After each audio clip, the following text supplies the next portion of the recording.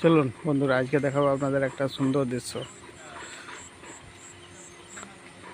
দেখুন, কতুলপুর বাউন্ডারির মোড়ে যে প্রতিমা, সে প্রতিমার মধ্যে একটা কবিতা আমাদের যে ছোটোবেলায় আমরা পড়েছিলাম, রবীন্দ্রনাথের হাট।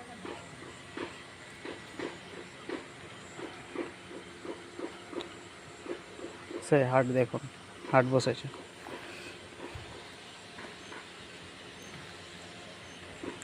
কত সুন্দরভাবে থিমটিকে আমাদের সামনে উপস্থাপনা করেছে। বাউন্ডারি মোড় থেকে প্রতি বছর যে এখানে মায়ের পুজো হয়,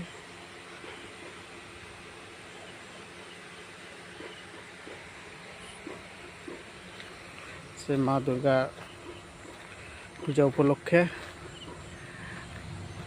হাট, রবীন্দ্রনাথের যে হাট আমরা ছোটোবেলায় পড়েছিলাম, সেই পুরো থিমটিকে তুলে ধরেছেন। কত সুন্দর!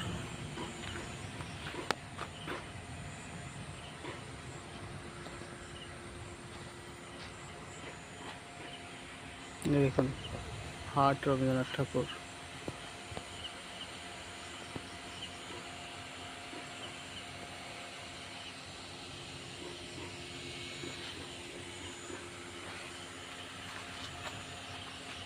ভালো লাগলে অবশ্যই আসবেন। খুব সুন্দরভাবে উপস্থাপনা করেছে আমাদের সামনে।